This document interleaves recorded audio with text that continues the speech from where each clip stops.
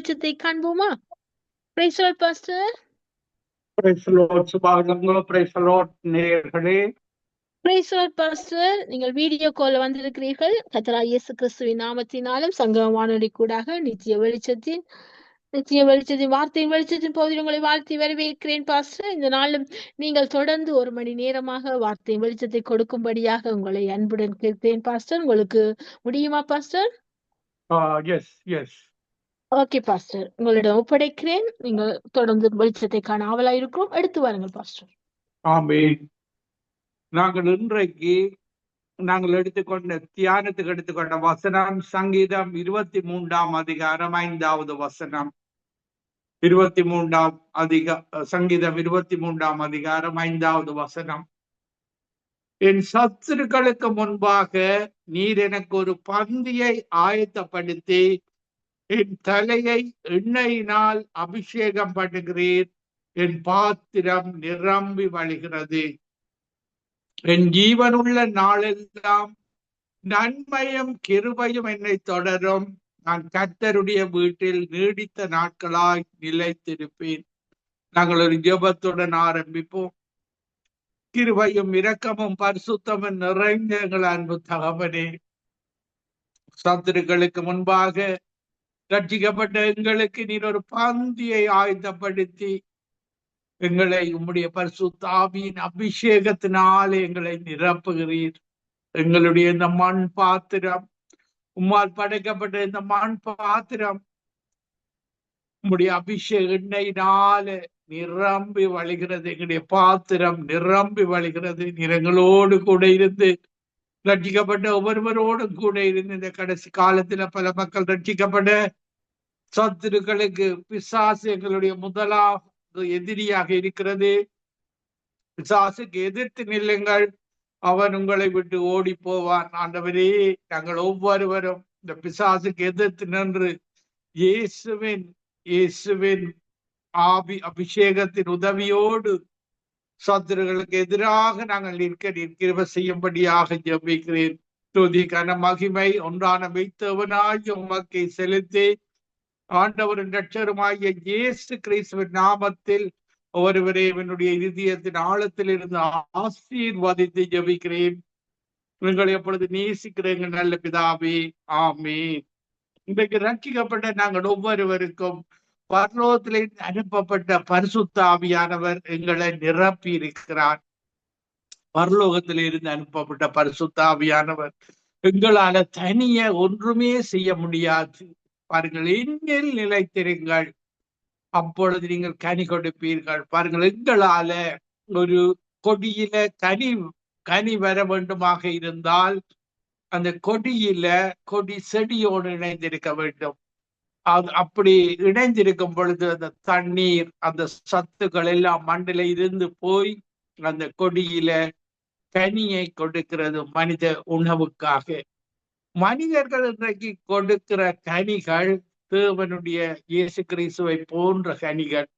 அன்பாக, சமாதானமாக, சந்தோஷமாக, இச்சையடக்கமாக, விசுவாசம் உள்ளவர்களாக, தயவு, நற்குணம், சாந்தம், நீடிய பொறுமை, இப்படியான கனிகளை நாங்கள் கொடுக்க வேண்டும். தேவனுடைய கனிகளை, இயேசு கிறிஸ்துடைய கனிகளை கொடுத்து வாழும் பொழுதுதான் தேவன் மகிமைப்படுவார், இயேசு மகிமைப்படுவார். பாருங்கள், இயேசு உயரவும் நாங்கள் சிறுகவும் வேண்டும். இப்படியான தெய்வம் தான் எங்களுடைய தேவன்.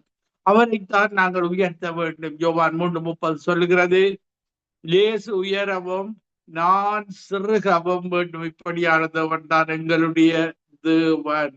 அவரை உயர்த்த ஏற்ற நேரத்துல எங்களை உயர்த்துகிறவராக இருக்கிறார். நாங்கள் உண்மையோடும் உத்தமத்தோடும் வசனத்தை வாசிக்கிறவர்களாக மாத்திரமல்ல, அதன்படி நடக்கிறவர்களாக மாறும் பொழுது எங்களுடைய இருதயத்தின் நினைவுகளை, காரியங்களை அறிகிற தேவனாக இருக்கிறார். அவர் எங்களை ஏற்ற நேரத்துல உயர்த்துகிற தேவனாக இருக்கிறார். இப்படியாக பாருங்கள், இயேசு இந்த உலகத்துல வந்து ஊழியம் செய்த பொழுது பாருங்கள், எல்லாருக்கும் நன்மை செய்கிறவராக சுற்றி திரிந்தார். அந்த நன்மைகள் எங்களுக்கும், அந்த நன்மையும் கிருபையும் எங்களை தொடருகிறதாக இருக்கிறது. புதிய ஏற்பாட்டில பழைய ஏற்பாட்டு காலத்தில சத்துருக்களோடு போராட்டமாக இருந்தது. பாருங்கள், சத்துருக்களால் பிடிக்கப்பட்ட மத வழிபாடுள்ளவர்கள், இப்படியான பாவத்தில வாழுகிறவர்களை எல்லாம் ஒரு யுத்தத்தில தேவன் யுத்தத்தை ஏறெடுத்து சென்றவராக இருக்கிறார். பாருங்கள், ஆபிரகாமின் சந்ததியை தேவன் தெரிந்து கொண்டார். ஆபிரகாம், ஈசாக்கு, யாக்கோபாக இப்படியாக 12 கோத்திரங்களும் 12 பிரபுக்களும் இப்படியாக ஆபிரகாமின் சந்ததியை தேவன் தெரிந்து கொண்டு அந்த காலத்தில தேவன் அவர்களுக்காக யுத்தம் செய்தார். பாருங்கள், 420 வருடங்களுக்கு மேலாக அவர்கள் எகிப்தில அடிமைகளாக இருந்தார்கள். அந்த அடிமையாயிருந்த ஜனங்களை மோசே மூலமாக அவர் வழிநடத்தி சென்று கானான் தேசத்துக்கு அழைத்து சென்றார். ஒரு நிழலான கானான் தேசம். இன்றைக்கு திருஷ்டாந்தமாக நாங்கள் போகிற கானான் தேசம் ஒரு நிஜமான கானான் தேசமாக இருக்கிறது. நிஜமாக இதுக்கு பின்பு இந்த உலகம் புதிய வானம் புதிய பூமியாக தேவனுடைய ராஜ்யத்தில வாழுகிற வாழ்வை தேவன் எங்களுக்கு தருகிறவராக இருக்கிறார். நிழலாக பழைய ஏற்பாட்டில சொல்லப்பட்டிருக்கிறது. நாங்கள் இந்த கடைசி காலத்துல வாழ்ந்து கொண்டிருக்கிறோம். நிழலாக அவர்கள் அடிமைத்தனத்தில் இருந்தார்கள். அடிமைத்தனத்தில் இருந்து மோசே மூலமாக விடுவிக்கப்பட்டு அந்த பாலும் தேனும் ஓடுகிற தேசத்துல எல்லா தேவைகளும் சந்திக்கப்படுகிற அந்த கானான் தேசத்துல தேவன் அவர்களை கொண்டு போய் சேர்த்ததை நாங்கள் பார்க்கக்கூடியதாக இருக்கிறது. இப்படியாக கொண்டு போய் சேர்க்கும் பொழுது நாங்கள் முறுக்க கூடாது, முரட்டாட்டம் பண்ணக்கூடாது. அதுதான் எங்களுக்கு இந்த காலத்துல புதிய ஏற்பாட்டில் வாழ்கிற எங்களுக்கு திருஷ்டாந்தமாக கொடுக்கப்படுகிறது. எங்களுடைய மெய்தேவன் வார்த்தையான தேவன். ஆதியிலே வார்த்தை இருந்தது, வார்த்தை தேவனிடத்தில் இருந்த, வார்த்தை தேவனாக இருந்த அந்த வார்த்தையான தேவன் வார்த்தையின்படிதான் அவர் எங்களுக்கு வாழ்க்கையை அந்த வார்த்தையின்படி வாழ வைக்கிறவர் தான் எங்களுடைய தேவன். நாங்கள் வார்த்தைக்கு இடம் கொடுத்து வாழும் பொழுது அந்த வார்த்தை எங்களுக்கு வளமாக மாறுகிறது, எங்களுடைய துக்கம் சந்தோஷமாக மாறுகிறது. இப்படியாக நன்மைகளை நாங்கள் பெற்றுக்கொள்ள முடியும். பாருங்க, நாங்கள் ரட்சிக்கப்படுவதற்கு முன்பாக இருளில வாழ்ந்தோம், பாவத்தில வாழ்ந்தோம். அன்றைக்கு இஸ்ரவேல் ஜனங்கள் எகிப்தில் அடிமைத்தனத்துல வாழ்ந்தோம். நாங்கள் பாவம் என்ற ஒரு அடிமைத்தனத்துல வாழ்ந்தோம். இயேசு எங்களை தேடி வந்து நாங்கள் தேடி போகவில்லை. அவர் தன் உயிரை கொடுத்து எங்கள் உயிரை மீட்டுக் கொண்டார். ரட்சிக்கப்பட்ட ஒவ்வொருவரும் இயேசுடைய வெளியேற பெற்ற இரத்தத்தினால மீட்கப்பட்டுள்ளோம். அந்த பரிசுத்த இரத்தத்தினால அவர் எங்களை மீட்டு இருக்கிறார். இப்படியான ஒரு அன்புள்ள தெய்வம்தான், இரக்கமுள்ள தெய்வம்தான், பரிசுத்தமுள்ள தெய்வம்தான் ஆண்டவராகிய இயேசு கிறிஸ்து. அப்போஸ்தலர் 4ஆம் அதிகாரம் 12வது வசனம் சொல்லுகிறது, ரட்சிக்கப்படுவதற்கு கொடுக்கப்பட்ட ஒரே ஒரு நாமம் ஆண்டவராகிய இயேசு கிறிஸ்துவுடைய நாமம் மட்டுமே என்பதை நீங்கள் அறிந்து கண்ட தமிழ் மக்களும் நீங்கள் அறிந்து கொள்ள வேண்டும். வேறு நாமம் ரட்சிப்பதற்கு கொடுக்கப்படவில்லை. இயேசு கிறிஸ்துவின் நாமம் மட்டும்தான். பழைய ஏற்பாட்டு காலத்திலேயும் பாருங்கள், ஆபிரகாமின் தகப்பன் குடும்பத்தை நாங்கள் பார்க்கும் பொழுது அவர்கள் ஒரு விக்கிர ஆராதனை செய்கிற ஒரு குடும்பமாக அவர்கள் இருந்தார்கள். அவர்கள் தேராகு அவருடைய சகோதரர்கள் எல்லாரும் விக்கிரகங்களை உருவாக்கி விக்கிறவர்களாக, பணம் சம்பாதிக்கிறவர்களாக, இந்த விக்கிரகத்தை ஆராதிக்கிற மக்கள் அந்த விக்கிரகங்களை பணத்தை கொடுத்து வாங்குவார்கள். இன்றைக்கும் இந்த காலங்களிலேயும் எங்களுடைய வாழ்க்கை காலத்திலேயும் பாருங்கள், பலவிதமான சாமியார்களை விக்கிரகங்களாக செய்து அவர்கள் அந்த விக்கிரகங்களை வைத்திருப்பதன் மூலமாக அவர்கள் நம்புகிறார்கள் பணம் வரும் என்று சொல்லி. அப்படியாக பண சாமியார்கள் இப்படியாக விக்கிரகங்களை அவர்கள் வாங்கி அதன் மூலமாக அந்த விக்கிரகத்தை செய்பவர்களுக்கு அது ஒரு பெரிய வியாபாரமாக அமைந்து விடுகிறது.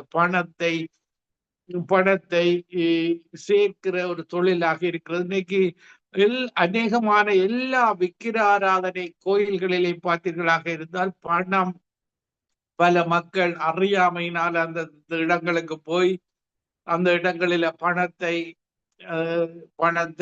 அவர்கள் செலவழிப்பதன் மூலமாக, அந்த விக்கிரகங்களை வாங்குவதன் மூலமாக வஞ்சிக்கப்பட்டு இப்படியாக அடிமைத்தனத்தை அவருடைய வாழ்வு எப்பொழுதும் அடிமைத்தனம் உள்ள வாழ்வாக, ஒரு வறுமையான வாழ்வாகத்தான் அவருடைய வாழ்வு இருக்கிறது.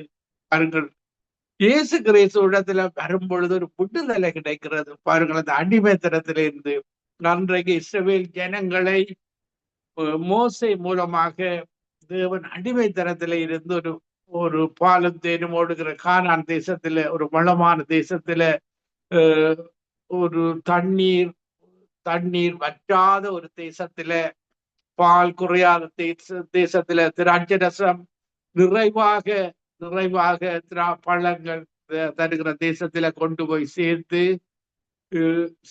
அந்த தேசத்துல வாழும்படியாக அவர்களை கொடுத்தார். பாருங்கள், மனிதர்கள் மனம் வரும் பொழுது, பொருள் வரும் பொழுது, பாருங்கள், விக்கிரகங்களை மீண்டுமாக அவர்கள் வாழ்ந்த தேசத்துல, இஸ்ரவேல் ஜனங்கள் எகிப்தில் அடிமைகளாக இருந்தார்கள். அந்த தேசத்து ராஜா, அந்த மக்கள் சூரிய நமஸ்காரம் பண்ணுகிறவர்களாக, இப்படியான விக்கிர ஆராதனை செய்கிற மக்களாக அவர்கள் இருந்ததன் நிமித்தம் இவர்களும் அப்படியான காரியங்களை பார்த்து இஸ்ரவேல் ஜனங்களும், நாங்க இன்றைக்கு இந்த உலகத்துல வாழ்கிற மக்கள் கூட அதிக மக்கள் விக்கிர கோயில்களுக்கு போகும் பொழுது, விக்கிர ஆராதனை செய்யும் பொழுது அது ஒரு ஃபன்னாக பல மக்கள் அதுல இணைந்து கொள்கிறார்கள். பாருங்கள், இன்றைக்கும் பார்க்கும் பொழுது அந்த விக்கிர ஆராதனை செய்கிற இடங்களில பல மக்கள் கூடுகிறார்கள். அவர்கள் அப்படியாக விக்கிரகங்களை அந்த நாங்கள் அடிமைப்பட்ட தேசத்தில இருந்து இன்னைக்கு வெஸ்டர்ன் கண்ட்ரீஸுக்கு, கிறிஸ்தவ தேசங்களுக்கு கப்பலில கொண்டு இன்றைக்கு இந்த கிறிஸ்தவ நாடுகளிலேயும் இப்படியான விக்கிர ஆராதனைகள், திருவிழாக்களை நடத்துவதை நாங்கள் பார்க்கக்கூடியதாக இருக்கிறது. பாருங்கள், அந்த ஒன்றான மெய்த்தேவன் தான் இந்த உலகத்தை படைத்தவர் என்று வேதாகமத்தில நீங்கள் முதலாவது பழைய ஏற்பாட்டில முதலாவது அதிகாரத்தில் ஆதியாகமத்தில பாருங்கள், தேவன் முதலாம் நாளில் என்ன படைத்தார், 2ஆம் நாளில 3ஆம் நாள் இப்படியாக வெளிச்சத்தை முதலில் படைத்து, சூரியன் சந்திரன் நட்சத்திரங்களை படைத்து, மிருகங்கள் பறவைகளை படைத்து, கடல் வாழ் உயிரினங்களை படைத்து, இப்படியாக எல்லாவற்றையும் படைத்து 6ஆவது நாளில மனிதனை படைத்து, மனிதனுக்கு தேவையான எல்லாவற்றையும் 5 நாட்கள் படைத்து, 6ஆவது நாளில மனிதனை படைத்து பல்கி பெருகி அவர்களை ஆசீர்வதித்து, பல்கி பெருகி இந்த மிருகங்களை பறவைகளை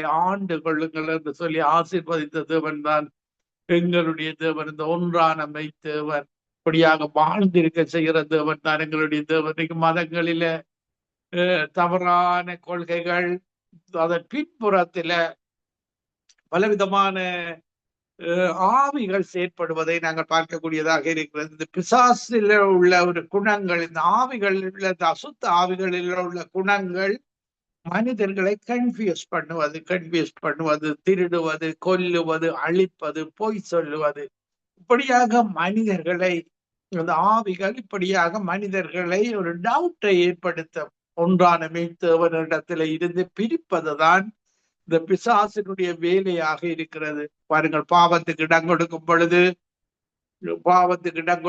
ஏதாவது ஒரு பாவ சிந்தைக்கு இடம் கொடுக்கும் பொழுது அந்த இடத்துல பிசாசு எங்களுடைய மனதில வந்து இப்படியாக கற்பம் தரிக்க பண்ணுகிறான். அந்த கற்பம் தரித்து இப்படியாக மடித்து கற்பம் தரிக்கிறது. அதன் பின்பு ஒரு குறிப்பிட்ட காலம் மனதில அந்த பாவ எண்ணங்கள் இருந்து இப்படியாக மனிதன் பாவம் செய்து மரணத்தை அடைகிறான்.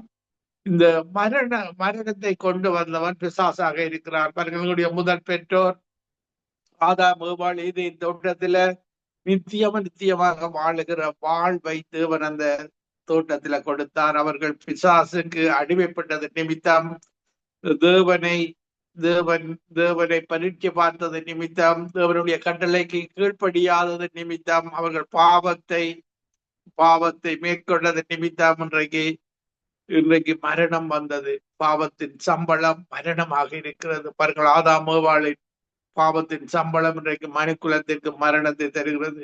ஆண்டவராகிய இயேசு கிறிஸ்து 2ஆம் ஆதாமாக மரணத்தை ஜெயிப்பதற்காக இந்த உலகத்துக்கு வந்து மரணத்தை ஜெயித்து எங்களுக்கு ஒரு நித்திய வாழ்வை தந்திருக்கிறார். ரட்சிக்கப்படும் பொழுது நாங்கள் பாவத்துக்கு மரிக்கிறோம், இயேசுவுக்குள்ள வாழ்வடைகிறோம். பாருங்கள், இயேசு மரித்து 3ஆம் நாள் உயிர்த்தெழுந்தார்.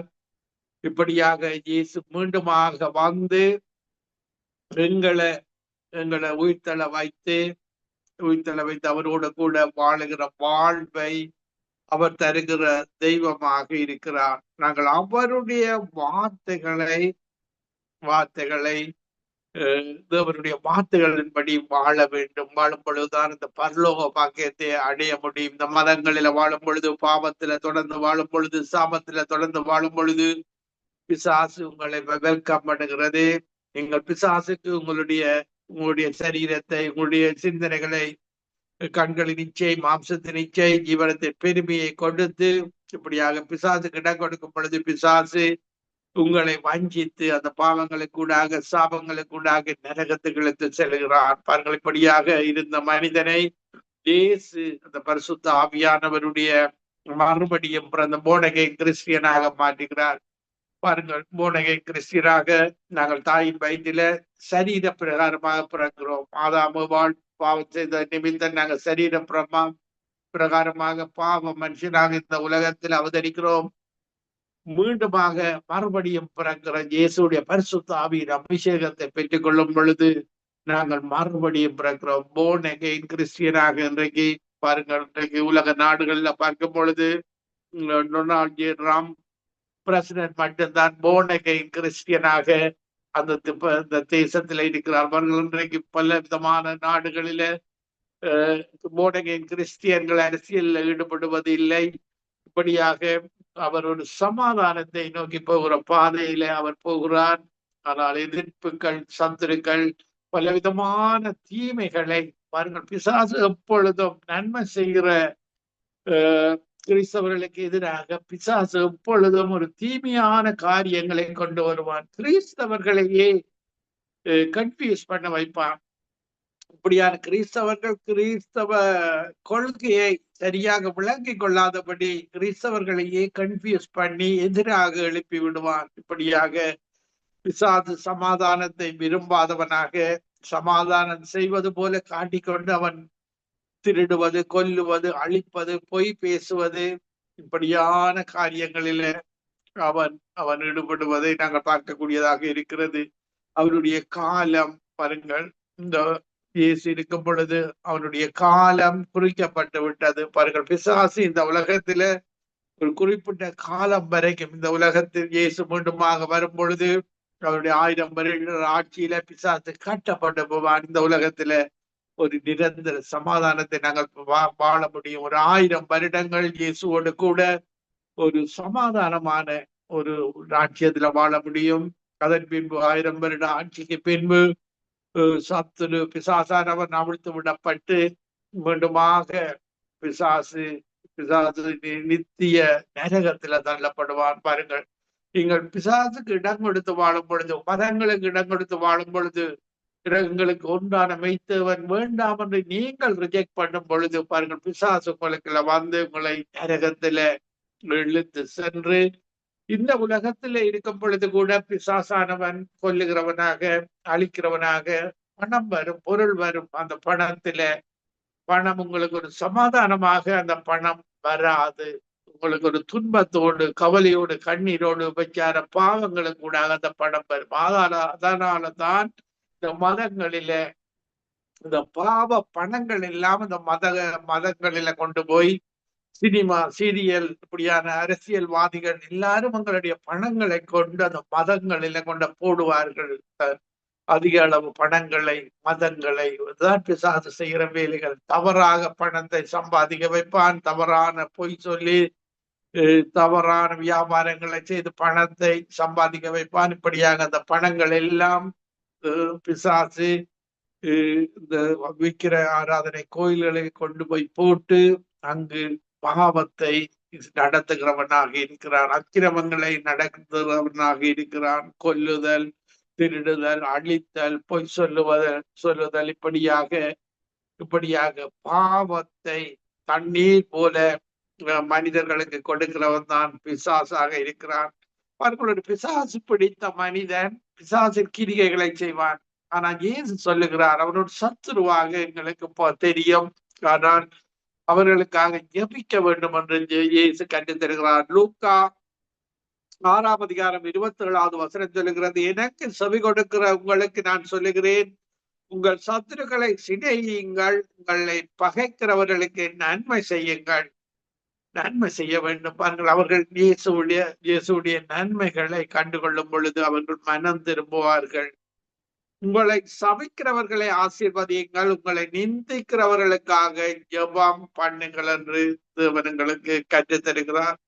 பாருங்கள், உங்கள் வீட்டில உங்களுடைய அயலார்கள் உங்களுக்கு ஏதாவது காரியங்களை தவறாக செய்திருந்தால் நீங்கள் மன்னித்து விட வேண்டும். கிறிஸ்தவர்கள் மன்னித்து விட வேண்டும். பாருங்கள், இப்படியாக நாங்கள் அவர்களை சத்துருக்களாக நாங்கள் பார்க்க கூடாது. பாருங்கள், அவன் உன் சத்துரு விழும்போது சந்தோஷப்படாதே, இடரும் போது இருதயம் களி கூறாதிருப்பதாக. பாருங்கள், உங்களுக்கு ஒரு எதிரியாக உங்களுக்கு விரோதமாக ஒரு செயற்படுகிற மனுஷனை கிறிஸ்துவை அறிந்தவர்கள் ஒரு நாளும் சத்துருவாக பார்க்க கூடாது.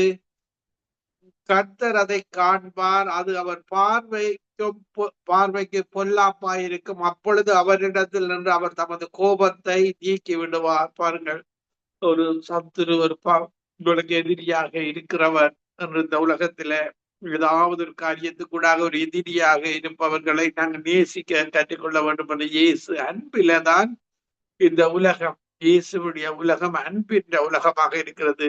அந்த ஒன்றான மெய்த்தேவனை நாங்கள் முழு இருதயத்தோடு, முழு ஆத்மாவோட, முழு பலத்தோடு வந்த ஒன்றான மெய்த்தேவனை நேசிப்பது, பிறரை நேசிப்பது அன்பில்தான் நாங்கள்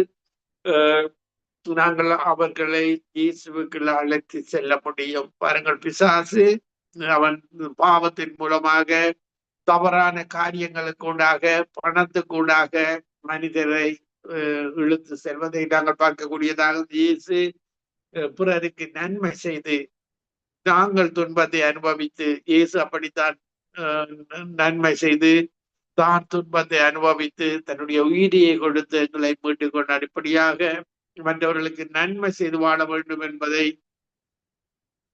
எங்களுக்கு கற்றுத் தருகிறார். பாருங்கள், அவருடைய வலது கரம் எங்களுக்கு பாதுகாப்பை, ரட்சிப்பை தருகிறதாக இருக்கிறது. சங்கீதம் 138 7 வசனத்துல பார்க்கும் பொழுது, நான் துன்பத்தின் நடுவில் நடந்தாலும் நீர் என்னை உயிர்ப்பிப்பீர், என் சத்துருக்களின் கோபத்துக்கு விரோதமாக உமது கையை நீட்டுவீர், உமது வலது கரம் என்னை ரட்சிக்கும். பாருங்க, நாங்கள் எங்களுடைய யுத்தத்தை எங்களுடைய தேவனிடத்துல கொடுத்து விட வேண்டும். நாங்கள் சத்துரு விழும் பொழுதோ அவனுக்கு எதிராக நாங்கள் எங்களுடைய சிந்தைகளை அறிகிற தேவனாக இருக்கிற அவர்களை நேசிக்க வேண்டும். அவர்களும் மனம் திரும்பி ரட்சிக்கப்பட்டு அந்த பரலோக ராட்சியத்துக்கு வந்து சேர வேண்டும். பாருங்கள், அந்த ராட்சியம் கவலை இல்லாத ராட்சியம், கண்ணீர் இல்லாத ராட்சியம், விராக்காலம் இல்லாத ராட்சியம். எங்களுடைய எல்லா தேவைகளையும் அவர் தேவன் சந்திக்கிறவராக இருக்கிறார். இந்த உலகத்துல, உலக ராட்சியங்களில பாருங்கள், நீங்கள் வேலை செய்து இந்த உலகம் ஒரு சபிக்கப்பட்ட உலகமாக வேர்வை சிந்தி ஒரு கணவன், ஒரு வீட்டின் கணவன் வேர்வை சிந்தி உழைக்க வேண்டும். பாருங்கள், இப்படியாகத்தான் இந்த உலகம் டேக்ஸ் கட்ட வேண்டும் கவர்மெண்ட்களுக்கு. எங்களுடைய தேவனுடைய ராட்சியத்துல அவர் எங்களை போஷிக்கிறதவராக இருக்கிறார். ஏனென்றால் அவர் தான் இந்த உலகத்தின் சொந்தக்காரன். இந்த உலகத்தின் ஆடு மாடு இது எல்லாவற்றையும் உருவாக்கிறவர், சூரியன் சந்திரன் எல்லாம் அந்த உலகத்தின் சொந்தக்காரன் எங்களுடைய தேவன். அவருடைய ராட்சியம், அவர்கள் சத்துரு அகற்றப்படும் பொழுது, சத்துரு தீமைகள் அகற்றப்படும் பொழுது இந்த உலகத்திலிருந்து இயேசுனுடைய ராட்சியம் வருகிறது. அந்த ராட்சியத்தில அவர் எங்களுடைய தேவைகளை சந்திக்கிறதவனாக இருக்கிறார். பாருங்கள், இன்னைக்கு விக்கிரகங்களை ஆராதிக்கிற தேசங்களை பார்த்தால் வறுமை, கஷ்டம், துன்பம். இன்றைக்கு போராட்டம் உள்ள நாடுகளை பார்த்தால் போராட்டங்கள் இருக்கிற தேசங்கள் எல்லாம் போராட்டம், பிசாசு கொண்டு வருகிற திருடுவது, கொல்லுவது, அழிப்பது, மனிதர் கொல்லுவது, அழிப்பது, இப்படியான போராட்ட தேசங்களை பார்த்தீர்களாக இருந்தால் அந்த போராட்டங்களினாலும் வறுமைதான் வரும். எல்லா நாடுகளையும் இலங்கை தேசத்துல போராட்டத்தினூடாக வறுமையாக வந்தது. பாருங்கள், இப்படியாக கஷ்டங்கள், துன்பங்கள், மனித கொலைகள், தேவனுக்கு பிரியமில்லாத கொலை செய்யாதிருப்பாயாக, இப்படியான காரியங்கள் இன்றைக்கு இப்படியான தேசங்களில நடைபெறுவது. இன்றைக்கும் போருக்கு நாங்கள் ஒரு நாளும் சப்போர்ட் பண்ணக்கூடாது. தேவன் சொல்லுகிறார், கொலை செய்யாதிருப்பாயாக, பிறனை அன்பு செய்வாயாக. நாங்கள் தேவனுடைய வழியில, வேதாகமம் அப்படித்தான் சொல்லுகிறது, யாரையும் கொல்லக்கூடாது, துன்பப்படுத்தக்கூடாது, களவெடுக்க கூடாது, திருடாது. நாங்கள் தெரியாத காலத்துல இப்படியான பாவங்களை செய்தோம். இயேசுடைய மறுபடியும் பிறந்த பின்பு நாங்கள் பிசாசுக்கு எதிர்த்து நிற்க வேண்டும். அந்த அந்த தன்மையை எங்களுக்கு பாசம் செய்கிற பரலோகத்திலிருந்து அனுப்பப்பட்ட பரிசுத்த ஆவியானவர் அந்த தைரியத்தை எங்களுக்கு தருகிறார். அந்த தைரியம் இல்லாமல், இந்த பரிசுத்த ஆவியானுடைய தைரியம் தான் நாங்கள் இந்த தீமைகளுக்கு எதிர்த்து நிற்கிற பலத்தை அவர் தருகிறார். அவருடைய வார்த்தை தருகிறது. பாருங்க, நாங்கள் இருளின் பிள்ளைகளாக வாழ்ந்தோம். பிறக்கும் பொழுது எல்லாருமே பாவத்துல பிறக்கிறோம். பாவத்தின் பிள்ளைகளாக, இருளின் பிள்ளைகள் என்று சொல்லப்படுகிறது. இயேசு எங்களுடைய இதயத்துக்குள்ள வரும் பொழுது பாருங்கள், அவர் ஒளியானது, அவன் வெளிச்சத்தின் பிள்ளைகளாக நாங்கள் வருகிறோம். தீமை, அந்த இருளான வாழ்வு, அந்த இருளான வாழ்விலே இருந்து ஒளி களைத்தவர் தான் எங்களுடைய ஆண்டவராகிய இயேசு கிறிஸ்து. வெளிச்சத்தின் பிள்ளைகளாக எங்களை மாற்றி இருக்கிறார். இந்த இருளில வாழும் பொழுது வறுமை இருக்கும், துன்பம் வரும், கவலை இருக்கும், கண்ணீர் இருக்கும், பாவம் இருக்கும், சாபம் இருக்கும். வெளிச்சத்தின் பிள்ளைகளாக வரும் பொழுது சமாதானம் இருக்கும், நம்பிக்கை இருக்கும். எங்களுடைய தேவன் எங்களுடைய தேவைகளை சந்திக்கிறார். பாருங்கள், மத்தேயு 6:33 சொல்லுகிறது, பரலோக ராஜ்யத்தையும் தேவனுடைய நீதியை தேடுங்கள், மீதி எல்லாம் கூட கொடுக்கப்படும். அவருடைய வார்த்தையின்படி எங்களை நாங்கள் திருத்திக் கொள்ளும் பொழுது எங்களுடைய வாழ்வு ஆசீர்வதிக்கப்பட்ட வாழ்வாக, தேவைகள் சந்திக்கப்பட்ட வாழ்வாக அவர் சொல்லுகிறார். பாருங்கள், 6ஆம் அதிகாரம் 30வது வசனத்திலிருந்து பார்த்தோமா இருந்தால், இன்னத்தை உண்போம், இன்னத்தை உடுப்போம் என்று கவலைப்படாதிருங்கள். இன்றைக்கு மதங்களில வாழ்கிறவர்கள் வயிற்றுக்காகத்தான், வயிறுதான் முக்கியம் முக்கியம் என்று பேசிக்கொண்டே போவார்கள். எல்லா மதங்களிலும் பசி, சாப்பாடு கொடுக்க வேண்டும். ஆனால் ஒரு நல்ல காரியங்கள் செய்கிறார்கள். இந்த விக்கிர ஆராதனை கோயில்களில உணவு வழங்குகிறார்கள், வயிறு. பாருங்கள், ஆனால் அவர்களுடைய கொள்கை தவறான கொள்கையாக, தேவனுக்கு பிசாசனுடைய கொள்கையாக இருப்பதை நாங்கள் பார்க்கக்கூடியதாக இருக்கிறது. தேவன் சொல்லுகிறார், முதலாவது எதை உடுப்போம், எதை உண்போம் என்று கவலைப்படாதிருங்கள். எங்களுடைய தேவன் தான் இந்த உணவு தேவையை சந்திக்கிறவராக இருக்கிறார். உங்களுக்கு என்ன வேண்டும் என்பதை நீங்கள் இயேசுவிடத்துல வரும் பொழுது உங்களுக்கு என்ன வேண்டும் என்பதை அவர் அறிந்தவராக இருக்கிறார். என்னத்தை உண்போம், என்னத்தை உடுப்போம் என்று கவலைப்படாதீர்கள். தேவனுடைய ராஜ்யத்தை, நீதியை தேடுங்கள். உங்களுடைய தேவைகள் எல்லாம் சந்திக்கப்படும். நீங்கள் மதத்திலே இருக்கலாம்.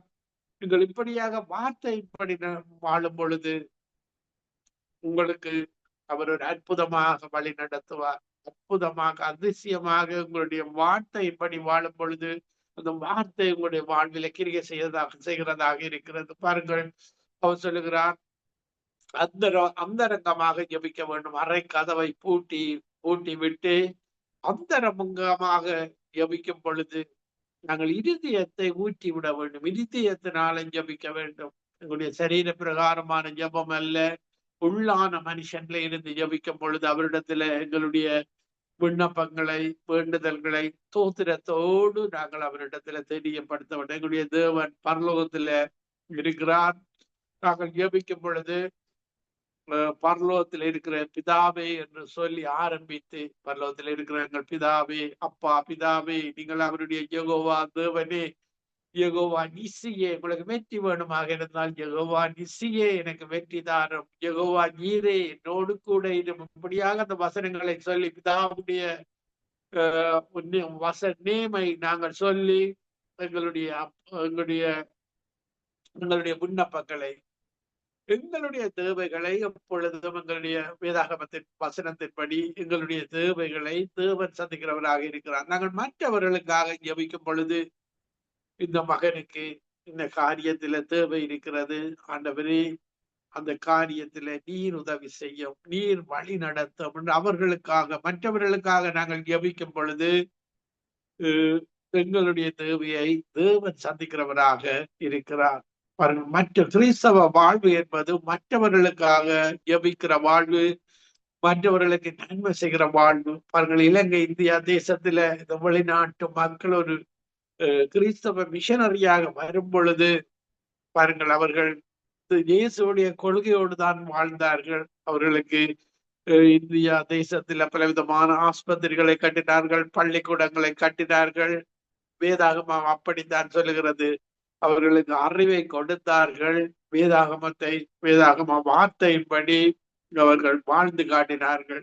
ஆனால் பிசாசு இப்படியாக வந்த மிஷனரிகளை, பிசாசினுடைய காரியம் அவர்களை கொல்லுவது. இப்படியான மெய்யான தேவனுக்கு விரோதமாகத்தான் பிசாசு எப்பொழுதும் செயற்படுவான். அந்த பிசாசு பாருங்கள், பல கொலைகளை செய்தது. எப்படியான மிஷனரிகளை கொலை செய்வதை பிசாசு செய்கிறவனாக இருக்கிறான். மனிதர்களுடைய மனதில நன்மை செய்ய வந்த ஒரு தேசத்தை முன்னேற்ற வந்த பாருங்கள், வெஸ்டர்ன் கண்ட்ரீஸ் ஆரம்ப காலங்களில அந்த மூதாதையர்கள் கிறிஸ்தவ கொள்கைகளோடு வாழ்ந்தார்கள். அவர்களில் உண்மையான இரக்க குணம் உள்ளவர்கள் எல்லாரும் இப்படியாக இந்தியா இலங்கை தேசத்துக்கு வந்து அந்த இயேசுவின் கொள்கைகளை அவர்கள் பிரசங்கித்ததை நாங்கள் பார்க்கக்கூடியதாக இருக்கிறது. அந்த வார்த்தை கிரியை செய்கிறதாக இருக்கிறது. பாருங்கள், அச்சு இயந்திரங்களை, தமிழ் பைபிளை இப்படியாக பல கஷ்டத்துக்கூடாக அவர்கள் அந்த மக்களின் ரட்சிக்கப்பட வேண்டும், இந்திய மக்கள் ரட்சிக்கப்பட வேண்டும், இப்படியாக இலங்கை தேசத்து மக்கள் ரட்சிக்கப்பட வேண்டும் என்று சொல்லி இப்படியான தேசங்களில் வாழ்ந்து அவர்கள் தங்களுடைய இந்த சுவிசேஷம் பூமியில் உள்ள சகல ஜாதிகளுக்கு பிரசங்கிக்கப்பட வேண்டும், அவர்களும் இயேசுவை அறிந்து ஒரு ஆசீர்வாதமாக வாழ வேண்டும் என்ற ஒரு உணர்வோடு இன்றைக்கு மிஷனரி இலங்கை இந்தியாவுக்கு வந்ததை பார்க்கக்கூடியதாக இருக்கிறது. இன்றைக்கும் பாருங்கள், அந்த இலங்கை இந்தியா தேசம் இப்படியான வறுமையான தேசங்கள்ல போராட்டம் உள்ள தேசங்கள் உள்ள மக்களை இந்த கிறிஸ்தவ தேசங்கள் அகதிகளாக ஏற்றுக்கொண்டது நிமித்தம் நாங்கள் கூட இந்த தேசங்களுக்கு வந்திருக்கிறோம். பாருங்கள்,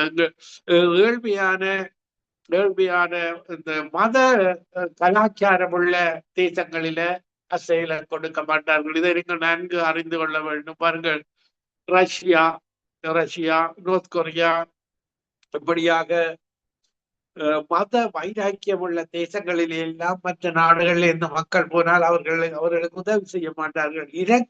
இரக்கத்தை காட்டுகிறவன் இயேசுவை நீங்கள் அறிந்து விட்டால், எந்த தேசத்துல வாழ்ந்தாலும் இயேசு அறிந்து விட்டால் நீங்கள் மற்றவர்களுக்கு நன்மை செய்கிறவர்களாக மாறிவிடுவீர்கள். இயேசுடைய கொள்கை பிறருக்கு உதவி செய்வது, பிறரை நேசிப்பது. சில கிறிஸ்தவர்கள் அதை தவறாக கேண்டல் பண்ணுகிறார்கள். ஆனால் அவர்கள் அனுதினமும் நீங்கள் வேதாகமத்தை வாசிப்பதன் மூலமாக, அனுதினமும் நீங்கள் ஜெபிப்பவர்களாக, அனுதினமும் வேதாகமத்தை தியானிப்பவர்களாக இருந்தால், நீங்கள் ஆரம்ப காலங்களில உங்களுக்கு அதிகம் விளங்காம இருந்தாலும் அது தியானிக்க இப்படி ஒரு தெய்வமா, இப்படியான ஒரு இரக்கமுள்ள தெய்வமா என்று நீங்கள் அறிந்து கொள்வீர்கள்.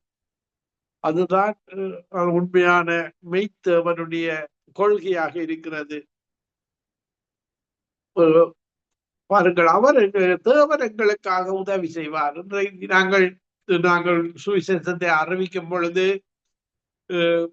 வேதாகமத்தில் சொல்லப்பட்டிருக்கிறது, சுவிசேஷத்தை அறிவிக்கும் பொழுது நாங்கள் இயேசுவுக்காக மரித்தால் எங்களுடைய ஆத்துமா தேவனுடைய பரலோகத்தில அவருடைய பலிபீடத்தில வைக்கப்பட்டிருக்கிறது. பாருங்கள், பலிபீடத்தில இருந்து எங்களை பலிபீடத்தில் இருக்கிற இயேசுக்காக மரித்த ஒவ்வொரு ஆத்துமாக்களும் தேவனிடத்துல கேட்கும், எப்பொழுது எங்களுக்கு நீதி செய்வீர்கள், எங்களுக்கு கொன்றவர்களுக்கு. பாருங்கள், இப்படியாக ஒரு குறிப்பிட்ட அளவு தொகை இது இயேசுவுக்காக மரிக்க வேண்டும். மரிக்கும் பொழுது அவர் அந்த நேரத்துல அந்த கொலை செய்தவர்களுக்கு அவர்கள் மனம் திரும்பாத பட்சத்துல கிறிஸ்தவர்களுக்கு விரோதமாக செயற்படுகிற ஒவ்வொருவரையும் தேவன் மனம் திரும்புவதற்காக அழைக்கிறார். பாருங்கள், இந்த சவுல் என்ற வாலிபனை பார்க்கும் பொழுது அவன் கிறிஸ்தவர்களை துன்பப்படுத்துகிறவனாக, கிறிஸ்தவர் பரிசேய கொள்கையில வாழ்ந்தவனாக இருந்தான். ஆனால் இயேசுவுக்கு விரோதமாக செயற்பட்டால் இயேசு இடைப்படும் பொழுது ஒருவருடைய மனம் மாறுகிறது. இது மத மாற்றம் அல்ல, மனதில மாற்றம் ஏற்படுகிறது. இயேசு இயேசு அவருடைய இருதயத்துக்குள்ள வரும் பொழுது ஒளியாக வருவார், சொற்பனத்துல வருவார், தரிசனத்துல வருவார், வார்த்தை ஊடாக பேசுவார். அவர் வரும் பொழுது எங்களுடைய இருதயத்தை சதையான இருதயமாக மாற்றி விடுவார். அவருடைய பரிசுத்த ஆவி எங்களுக்கு கிரியை செய்கிறதாக இருக்கிறது. இப்படியாக எங்களுடைய மனதுல ஒரு மாற்றம் வருகிறது. நாங்கள் இனி தீமை செய்யக்கூடாது, தவறுகள் செய்யக்கூடாது, பாவங்கள் செய்யக்கூடாது என்ற ஒரு உணர்வுள்ள இதயத்தை அவர் எங்களுக்கு தருகிறார். நீங்கள் எந்த மத இனமாக இருந்தாலும் இயேசுவே என்னிடத்துல வாரும் என்று நீங்கள் தனிமையில இருந்து அழைக்க வேண்டும். இயேசுவே, உம்முடைய பரிசுத்த ஆவியானவரே என்னிடத்துல வாரும், எனக்கு வாரும் என்று சொல்லும் பொழுது அவர் ஒளியாக வருவார். பாருங்கள், ஒளியாக வருவார். கடந்த கிழமையில ஒரு முஸ்லீமுடைய மகள், பாருங்கள், லெஸ்லி பிரதர் ரேடியோவில் சொல்லி இருந்தார். அந்த மகள் ஒரு முஸ்லீம் மகள், டெக்சாஸ்ல வெள்ளப்பெருக்கின் மூலமாக அந்த மகள் அந்த யூனிவர்சிட்டியில 2வது மாடியில இருந்ததையும் ஒரு தகப்பன், பாருங்கள், தகப்பனோட இம்மாமாக அந்த முஸ்லீமை போதிக்கிறவராக அவர் இப்படியாக மிடில் ஈஸ்ட்ல இருந்ததை பார்க்கக்கூடியதாக இருக்கிறது. பாருங்கள், அவர் அந்த இமாம் ஜெபித்தார். பாருங்கள், இப்படியாக ஜெபிக்கும் பொழுது, அவர் முழங்காலில் இருந்து ஜெபிக்கும் பொழுது இயேசு இடைப்பட்டார். உன்னுடைய மகளை காப்பாற்றி இருக்கிறேன் என்று சொல்லி தகப்பனுக்கு, அந்த இம்மாமுக்கு சொல்லி இருக்கிறார். அந்த இம்மாம் இன்றைக்கு டெக்சாஸ்ல போய் இப்படியாக இயேசுவை பற்றி குர்ஆனில் எழுதப்பட்டிருக்கிறது. மரியாமை பற்றியும் இயேசுடைய தாயாரை பற்றியும் குர்ஆனில் எழுதப்பட்டிருக்கிறது. பாருங்கள், இயேசுவை குர்ஆனிலேயும் நாங்கள் அறிந்து கொள்ளலாம். இயேசு செய்த அற்புதங்கள், அதிசயங்கள் எல்லாம் குர்ஆனிலேயும் எழுதப்பட்டிருக்கிறது, பைபிளிலேயும் எழுதப்பட்டிருக்கிறது. பாருங்கள், அவர் இன்றைக்கு குர்ஆனில இருக்கிற தவறுகளை ஆராய்ந்து கொண்டிருக்கிறார். குர்ஆனில எழுதப்பட்ட தவறுகள் பைபிளையும் குர்ஆனையும் எடுத்து நீங்கள் ஆராய்ச்சி செய்து பார்த்தீர்களாக இருந்தால், பைபிளில 100க்கு 100% கொலை செய்யாதிருப்பாயாக என்றுதான் எழுதப்பட்டிருக்கிறது. ஒரு கொலை கூட பழைய ஏற்பாடு காலத்துல தேவன் அந்த யுத்தங்களை நடத்தி இருக்கிறார். புதிய ஏற்பாட்டில கொலை செய்யாதிருப்பாயாக, அன்புதான் அவருடைய பிரதான கட்டளையாக இன்றைக்கு சரித்திரத்தை 2ஆக பிரித்து இன்னைக்கு 133 வருடங்கள் வாழ்ந்த இயேசு கொலை செய்யாதிருப்பாயாக என்ற கட்டளை பிரதானமாக பைபிளில் இருக்கிறது. பாருங்கள், நியாயப்பிரமாணம் மோசேயினால கொடுக்கப்பட்டது. இன்றைக்கு நீங்கள் இயேசு அறிய வேண்டுமா இருந்தால் புதிய ஏற்பாட்டை தான் அதிகமாக நாங்கள் அறிந்து கொள்ள வேண்டும். இன்னும் அதிகமாக அறிய வேண்டுமாக இருந்தால் நிழலான புத்தகம் தான் பழைய ஏற்பாட்டாக இருக்கிறது. பாருங்கள், பஸ்கா ஆட்டுக்குட்டி பழைய ஏற்பாட்டில அடிக்கப்பட்டது. அன்றைக்கு அடிமைத்தனத்தில இருந்த மக்களுக்காக அந்த ஆட்டுக்குட்டி தான் இயேசு கிறிஸ்து. புதிய ஏற்பாட்டில் அடிக்கப்பட்ட ஆட்டுக்குட்டி தான் இயேசு கிறிஸ்து. நீங்கள் புதிய ஏற்பாட்டை யோவானில இருந்து படிக்கலாம். இப்படியாக புதிய ஏற்பாட்டை படித்து அறிந்த பின்பு பழைய ஏற்பாட்டில பஸ்கா ஆட்டுக்குட்டியாக அது ஆட்டுக்குட்டி அடிக்கப்பட்டதை நீங்கள் ரிஃபர் பண்ணி படிக்கலாம். பாருங்கள், அவர் நிழலான கானான் தேசத்துக்கு இஸ்ரவேல் அடிமைத்தனத்தில் இருந்த இஸ்ரவேல் ஜனங்களை அழைத்து தந்தார். இன்றைக்கு நாங்கள் நிஜமான கானான் தேசத்துக்கு, பரம கானான் தேசத்துக்கு எங்களை அழைத்து செல்கிற தேவன் தான் இருக்கிறார். பாருங்கள், அன்று பழைய ஏற்பாட்டு காலத்துல ஆசாரியர்கள் அந்த பிரதான அந்த தளத்துக்குள்ள வருஷத்துக்கு ஒரு தடவை போய் அவர்கள் அந்த பாவ மன்னிப்புக்கு நிறைவேற்றுவார்கள். ஆனால் இன்றைக்கு எங்களுடைய இயேசு அந்த பிரதான ஆசாரியராக பரலோகத்துல பிரவேசித்திருக்கிறார். பழைய ஏற்பாட்டு காலத்துல பிரதான ஆசாரியன் அந்த ஸ்தலத்துக்குள்ள போய், மகா பரிசுத்த ஸ்தலத்துக்குள்ள போய் வருஷத்துக்கு ஒரு தடவை அந்த திரைக்குள்ள பிரவேசித்து, அவர் பாவம் செய்திருந்தால் அவர் அங்கவே மரித்திருப்பார், மரித்து விடுவார். பாருங்கள், இப்படியாக வருஷத்துக்கு ஒரு தடவை தான் பிரவேசிப்பார். ஆனால் இன்றைக்கு அந்த நிஜமான இயேசு எனக்காக, உங்களுக்காக பரம கானான் தேசத்துல, அந்த பரலோகத்துல அந்த இரத்தத்தோடு பிரவேசித்திருக்கிறார். இன்றைக்கு நாங்கள் ஆட்டுக்குட்டி அடிக்க தேவையில்லை. இயேசுதான் எங்களுடைய ஆட்டுக்குட்டியாக அடிக்கப்பட்டிருக்கிறார். இன்றைக்கு நாங்கள் போகிற தேசம் பரம கானான் தேசமாக இயேசுவோடு வாழுகிற வாழ்வை அவர்களுக்கு தருகிறவராக இருக்கிறார். பாருங்கள், ரட்சிக்கப்பட்ட ஒவ்வொருவருக்குள்ளே பரிசுத்த ஆவியானவர் தங்கி இருக்கிறார். நாங்கள் கொலோசியர் 3ஆம் அதிகாரத்துல பார்க்கும் பொழுது, எங்களுடைய ஜீவன், நாங்கள் மறுபடியும் பிறக்கும் பொழுது பரிசுத்த ஆவியானவர் எங்களுக்குள்ள வந்து விட்டார். எங்களுடைய ஜீவன் இயேசு கிறிஸ்து கூடாக தேவனுக்குள்ள மறைந்திருக்கிறது. எங்களுடைய உயிர் தேவனுக்குள்ளதான் இருக்கிறது. பரலோகத்துலதான் எங்களுடைய ஜீவன் இருக்கிறது. அதற்காக தான் நீங்கள் மறுபடியும் பிறக்க வேண்டும். போனகை கிறிஸ்டியனாக 1 பேதுரு 1ஆம் அதிகாரம் 12வது வசனம் சொல்கிறது, பரலோகத்திலே இருந்து அனுப்பப்பட்ட பரிசுத்த ஆவியானவர் எங்களுக்குள்ள வாசம் செய்கிறார். எங்களுடைய ஜீவன் இயேசு கிறிஸ்துவுக்குள்ளாக தேவனுக்குள்ள மறைந்திருக்கிறது. இயேசு மீண்டுமாக வரும் பொழுது எங்களுடைய ஜீவன் கிறிஸ்துவுக்குள்ள இருக்கிறது. அந்த ஜீவன் இயேசுவோடு கூட வாழுகிற உடையை, அந்த பரலோக உடையை அவர்களுக்கு தந்து அவருடைய நித்தியமாக வாழுகிற வாழ்வை அவர் தருகிற தெய்வமாக இருக்கிறார். இந்த வாழ்வை நீங்கள் இழந்து விடக்கூடாது. அந்த மறுபடி நீங்கள் ஒரு அபிஷேகம், நீங்கள் சபைக்குள்ள போகும் பொழுது உங்களுக்கு ஒரு ஃபீலிங் வரும். அந்த ஃபீலிங், ஒரு அபிஷேகத்தின் உணர்வு வரும். உள்ளான எப்படி இங்க எனக்கு அது அந்த இடத்துல பாருங்கள், முதலாக அந்த நாங்கள் அப்போஸ்தலர் 2ஆம் அதிகாரத்துல பார்க்கும் பொழுது, அப்போஸ்தலர்கள் எல்லாரும் ஒருமனப்பட்டு ஓரிடத்துல கூடியிருந்தார்கள். அப்பொழுது பலத்த காற்று அடிக்கிறது போல ஒரு பரலோக காற்று அந்த இடத்துல வீசுறதை பார்க்கக்கூடியதாக இருக்கிறது. இப்படியாக அவர்கள் ஒவ்வொரு பாசையில பேசி அந்த இடத்துல அபிஷேகத்தை உணரக்கூடியதாக, அபிஷேகம் எல்லார் மேலேயும் இறங்கினதை பார்க்கக்கூடியதாக இருக்கிறது. இப்படியாக நீங்கள் அந்த அபிஷேகம் உள்ள சபைகளுக்கு போகும் பொழுது, மறுபடி போனகேன் கிறிஸ்டியனாக இருக்கிற சபைகளுக்கு போகும் பொழுது, அந்த இடத்துல நீங்களும் அந்த உணர்வை, அந்த இடத்துல எனக்கு ஏற்ற இடமாக, இயேசுவோடு அன்பாக இருக்கிற இடமாக நீங்கள் அந்த இடத்துல ஒரு சமாதானத்தை உணர்ந்து கொள்ள கூடியதாக இருக்கிறது. இப்படியான தேவன் தான் எங்களுடைய தேவனாக இருக்கிறார்.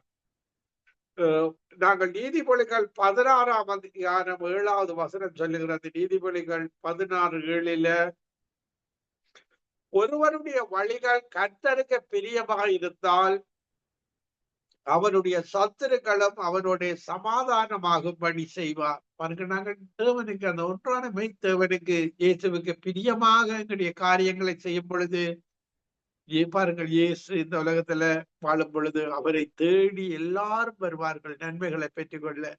நாங்களும் தேவனுக்கு பிரியமான காரியங்களை மட்டும் செய்யும் பொழுது, பிசாசுக்கு எதிர்த்திருக்கும் பொழுது எங்களுக்கு சத்துருக்கள் இருக்கவே முடியாது. சத்துருக்கள் எங்களோடு சமாதானமாக வருவார்கள் என்று வேதாகமத்தில் குறிப்பிடப்பட்டிருக்கிறது. மத்தேயு 10ஆம் அதிகாரம் 36வது வசனத்துல, ஒரு மனுஷனுக்கு சத்துருக்கள் அவன் வீட்டாரே. பாருங்கள், எங்களுடைய வீட்டில ஒரு மனிதன் ரட்சிக்கப்பட்டிருந்தால், பாருங்கள், அந்த ரட்சிக்கப்படாதவர்கள் வருகிறார்கள், துன்பப்படுத்துவார்கள் சில காரியங்களில. யோசேப்புக்கு இப்படித்தான் இருந்தது. பாருங்கள், யோசேப்பு தேவன் சொற்பனத்தை கொடுத்தார், தரிசனத்தை கொடுத்தார். அவனுடைய சகோதரர்கள் அவனை அப்படியாக அந்த குழியில போட்டார்கள். பாருங்கள், ஆனால் யோசேப்பை தேவன் யோசேப்போடு கூட இருந்து, நாங்கள் விட்டு விடக்கூடாது. ரட்சிக்கப்பட்டவர்கள் உங்களுடைய வீட்டில, உங்களுடைய ஊரில் இருக்கிற மக்கள் எல்லாரும் விக்கிர ஆராதனை உள்ளவர்களாக இருப்பார்கள், அல்லது வேறு விதமாக இருப்பார்கள், பாவத்துல வாழுவார்கள்.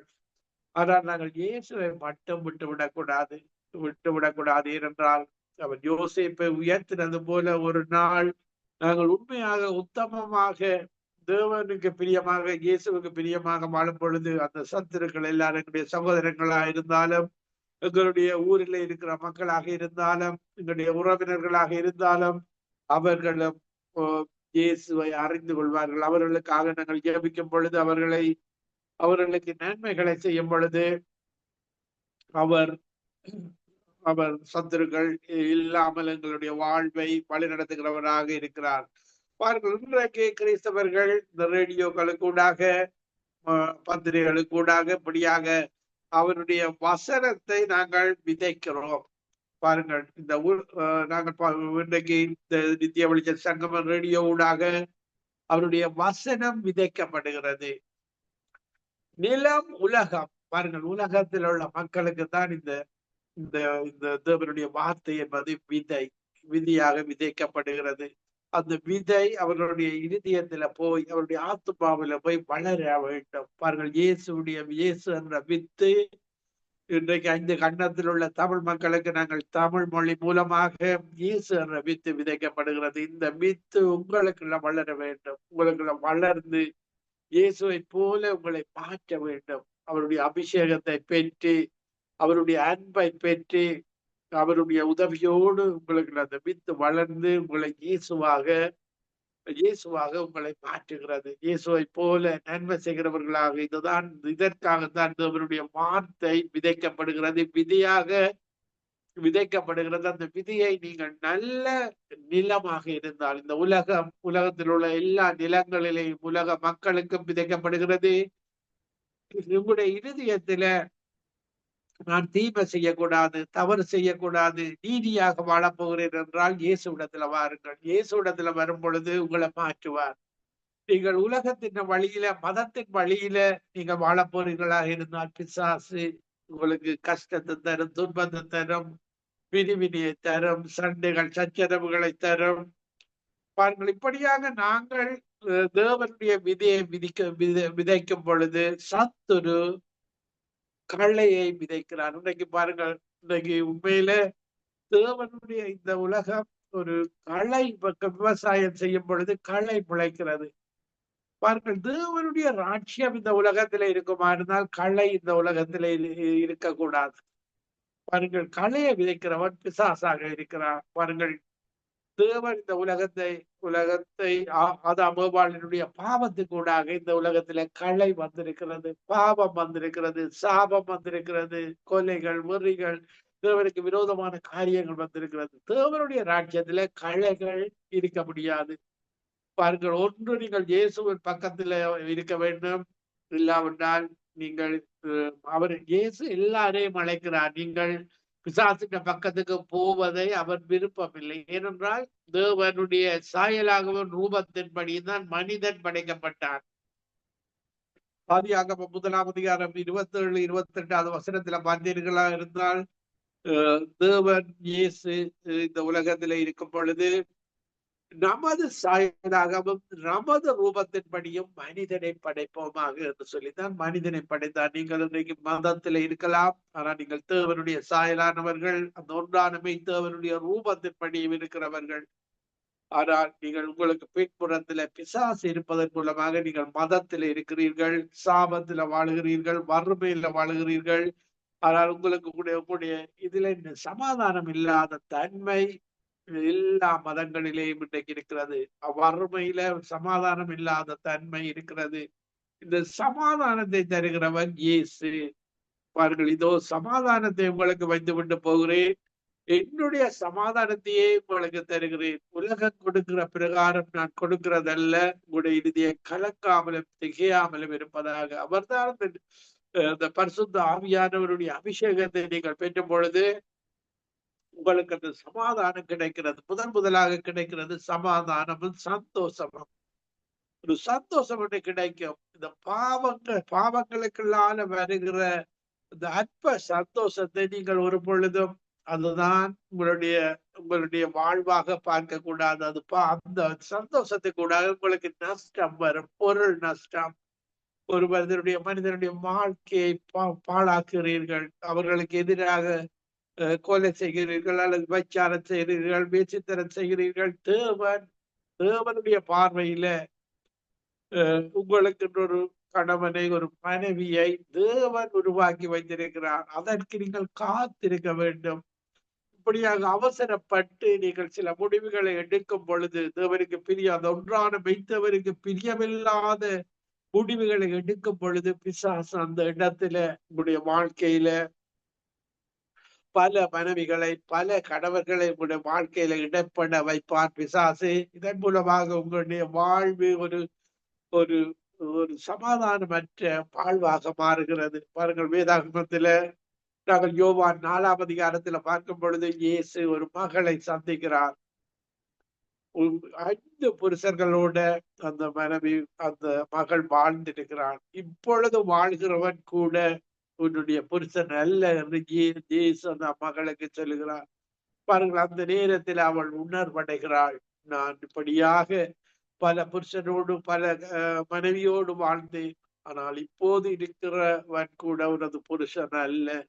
இப்படியாக அவள் அந்த மன்னிப்பை அந்த மனம் திரும்புதலை பெற்றுக் கொண்டதை பார்க்கக்கூடியதா இருக்கிறது. இன்றைக்கு நாங்கள் எங்களுடைய வாழ்வில இன்னைக்கு டிவோர்ஸ் ஏற்படுகிறது. பாருங்கள், பலவிதமான தேவனுக்கு பிரியமாக திருமணம் முதலாவது திருமணம், அப்படி சில காரியங்கள் ஒரு ரீசனபிளாக இருந்தால் தேவன் 2வது திருமணத்தையும் அனுமதிக்கிறார். இதற்கு மேல நீங்கள் எந்த திருமணத்தையும் ஏற்றுக்கொள்ளக்கூடாது. தேவனுக்கு பிரியமாக இருந்தால் முதலாவது திருமணம் உங்களுக்கு ஏதாவது ஒரு நீங்கள் தேவனை விடாமல் இருந்தால், அந்த உண்டான தேவனை விடாமல் இருந்தால் முதலாவது திருமணம் தேவனுடைய சித்தத்தின்படி வரும். அந்த திருமணத்திலேயே உங்களுடைய வாழ்வில சமாதானமாக தேவனுக்கு பிரியமாக வாழ்ந்து மரிக்க முடியும். நீங்கள் தவறான திருமணங்களை நீங்கள் தொடர்ந்து செய்வீர்களாக இருந்தால் உங்களுடைய திருமணம், பாருங்கள், இந்த டிவோர்ஸ் பண்ணினவர்களுடைய திருமணம் 2 வருஷத்துக்கு கூட இருக்காது. அடுத்த 2 வருஷத்துல அடுத்த மனைவி, அடுத்த கணவன், அடுத்த 2 வருஷத்துல 1 வருஷம் 2 வருஷத்துக்குள்ள அடுத்த திருமணம், மனைவி. இப்படியாக உங்களுடைய வாழ்வில பாவம் ஒவ்வொரு திருமணத்துக்கு ஊடாக வருகிறது. உங்களுடைய வாழ்வு நரகத்துக்கு இழுத்து செல்கிறதாக இருக்கிறது. பாருங்கள், ஒரு கணவனும் மனைவியும் பணத்துக்காக தான் இன்றைக்கு திருமணங்களை செய்து கொள்கிறார்கள்.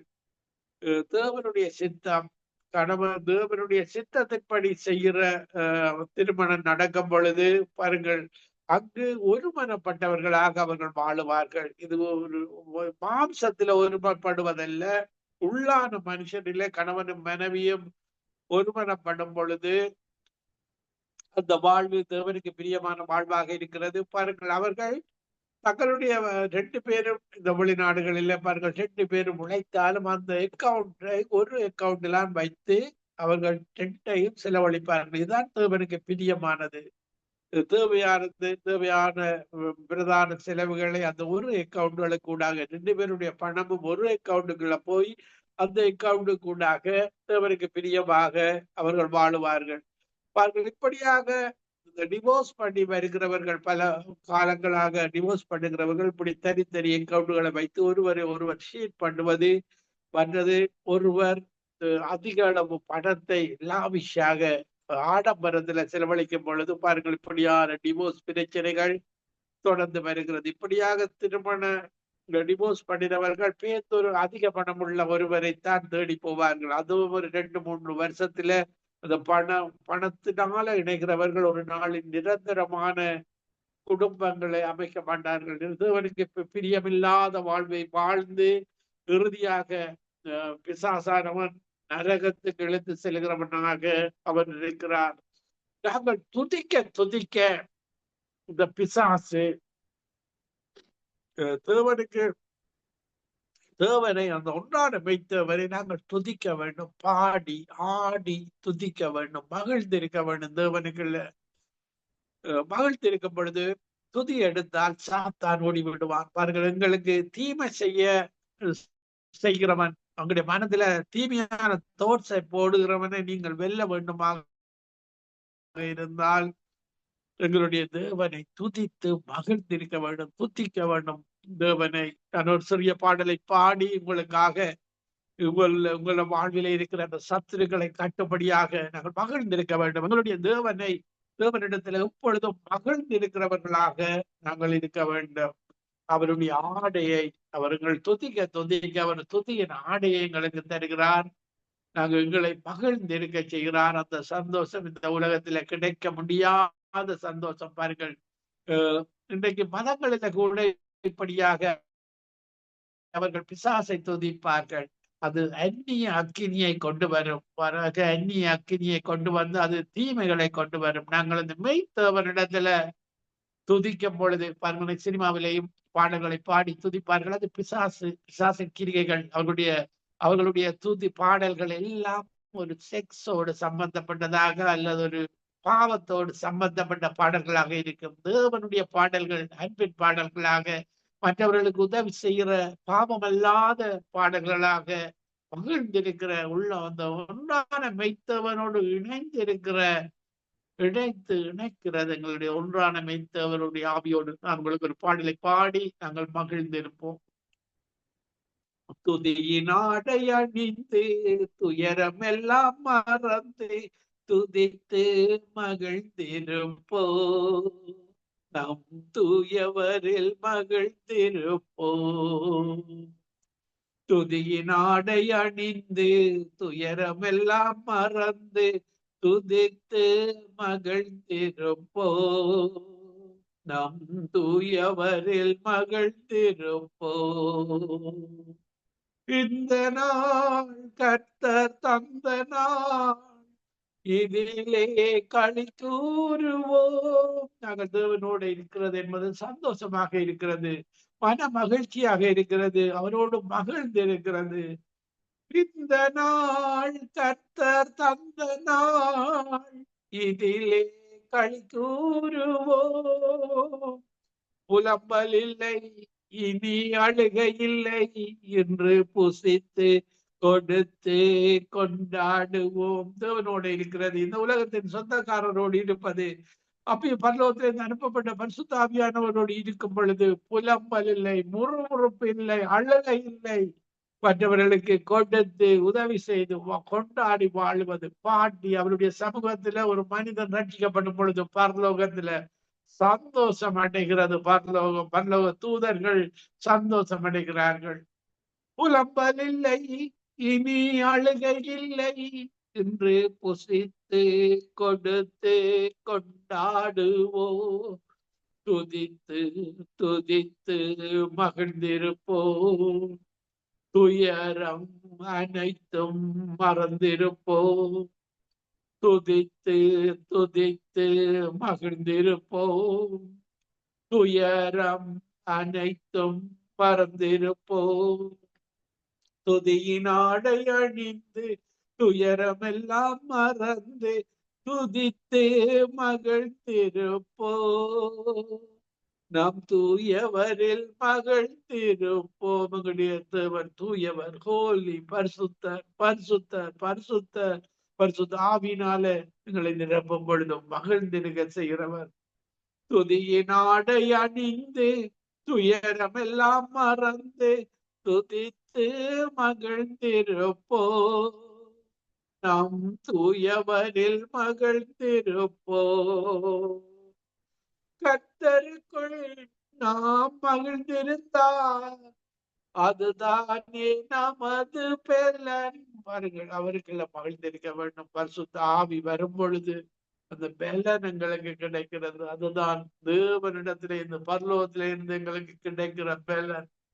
கர்த்தருக்குள் நாம் மகிழ்ந்திருந்தால் அதுதானே நமது பெலன். எத்தனையோ நன்மை செய்தவரை இன்று ஏற்றி போற்றி புகழ்ந்திடுவோம். எத்தனையோ நன்மை செய்தவரை இன்று ஏற்றி போற்றி புகழ்ந்திடுவோம். துதித்து துதித்து மகிழ்ந்திருப்போம். துயரம் அனைத்தும் மறந்திருப்போம். துதித்து துதித்து மகிழ்ந்திருப்போம். துயரம் அனைத்தும் மறந்திருப்போ. துதியின் ஆடை அணிந்து துயரமெல்லாம் மறந்து துதித்து மகிழ்ந்திருப்போ. நம் தூயவரில் மகிழ்ந்திருப்போ. நன்றியோடும் புகழ் பாடலோடும் அவர் வாசலில் நுழைந்திடுவோ. நன்றியோடு நாங்கள் அவரை துதிக்க வேண்டும். அவர் செய்த நன்மைகளுக்காக அவர்களை பிறப்பில கருவில இருந்து இதுவரை காத்த எபினீஷராக இனியும் காக்கும் யெகோவா ஈரையாக அவருடைய வருகை வரைக்கும் எங்களை காக்கிற தேவன் தான். நன்றியோடு அவரை நாங்கள் துதிக்க வேண்டும். அந்த ஒன்றான மெய்த்தவனை விக்கிரகங்கள் எல்லாம் நீங்கள் துப்படியாக துதித்தால் அந்த பிசாசு கிரியைகள், பிரச்சனைகள், கவலைகள், கண்ணீர்கள் தான் வரும். இது மனம் மறந்து மனதை மாற்றிக் கொள்வது, பாவ வாழ்வில இருந்து இயேசுடைய நீதி இந்த வாழ்வில வருவது. நன்றியோடும் புகழ் பாடலோடும் அவர் வாசலில் நுழைந்திடுவோ. நல்லவரே கிருபையுள்ளவரே என்று நாளெல்லாம் உயர்த்திடுவோம். சங்கீதம் 34:8 சொல்லுகிறது, கர்த்தர் நல்லவர் என்பதை ருசித்து பாருங்கள். அவர் ரொம்ப ரொம்ப நல்லவர் என்று நான் ருசித்திருக்கிறேன். நீங்களும் ருசிக்க வேண்டும். அப்படி ஒரு உணவை ருசிப்பது போல அந்த ஒன்றான மெய்த்தவனை இயேசுவை ருசிக்க ருசிக்க நீங்கள் அவரை விட்டு விட மாட்டீர்கள். நன்மைகளை அவருடைய ஆரம்பத்தில அவர் ஒன்றும் செய்யாதது போலதான் தெரியும். ஆனால் அவர் ஒவ்வொரு ஜெபத்தை கேட்கிறார். ஒவ்வொரு உங்களுடைய இதயத்தின் நினைவுகளை அறிகிறவராக இருக்கிறார். நல்லவராக எப்பொழுதும் இருக்கிறார். நல்லவரே கிருபையுள்ளவரே என்று நாளெல்லாம் உயர்த்திடுவோ. துதித்து துதித்து மகிழ்ந்திருப்போ. நம் தூயவரில் மகிழ்ந்திருப்போ. துதித்து துதித்து மகிழ்ந்திருப்போ. நம் தூயவரில் மகிழ்ந்திருப்போ. துதியின் ஆடை அணிந்து துயரமெல்லாம் மறந்து துதித்து மகிழ்ந்திருப்போ. நாம் தூயவரில் மகிழ்ந்திருப்போ. நான் உங்களுக்காக ஜெபிக்கிறேன். ஆண்டவரே, நன்றியோடு பரிசுத்த ஆவியானவரோடு உமாக்கள்ல நாங்கள் மகிழ்ந்திருக்க, ஒருவரையும் இந்த நேரத்துல மகிழ்ந்திருக்க செய்வீராக. ஆவியின் அபிஷேகத்தை கொடுப்பீராக. கிருபையும் இரக்கமும் பரிசுத்தமும் நிறைந்த எங்கள் அன்பு தகப்பனே, துதியை எடுத்தால் சத்துரு ஓடுவான், அவனால நிற்க முடியாது. உண்மையோடும் ஆவியோடும் துதிக்கிற பிள்ளைகளோடு இந்த இடைப்பில இருக்கிற ரட்சிக்கப்பட்ட ஒவ்வொரு பிள்ளைகளோடும் சேர்ந்து துதி கன மகிமையை செலுத்துகிறோம். அப்பத்தை கேட்டால் கல்லை கொடுப்பேனா, மீனை கேட்டால் பாம்பை கொடுப்பேனா. பொல்லாதவர்களாகிய இந்த உலகத்து அப்பாக்கள் தங்கள் பிள்ளைகளுக்கு நல்ல இவுகளை கொடுக்கும் பொழுது பரிசுத்த ஆவியானவர் இந்த நேரத்தில் நம்முடைய அபிஷேகத்தினால் நிரப்புவீராக. In the name of Jesus, mighty name of Jesus, holy name of Jesus. இயேசு பெருகவும் நான் சிறுகவும் பரிசுத்த பரலோகத்திலே அனுப்பப்பட்ட பரிசுத்த ஆவியானவர் ஒவ்வொருவரையும் இந்த நேரத்தில் நிரப்புவீராக.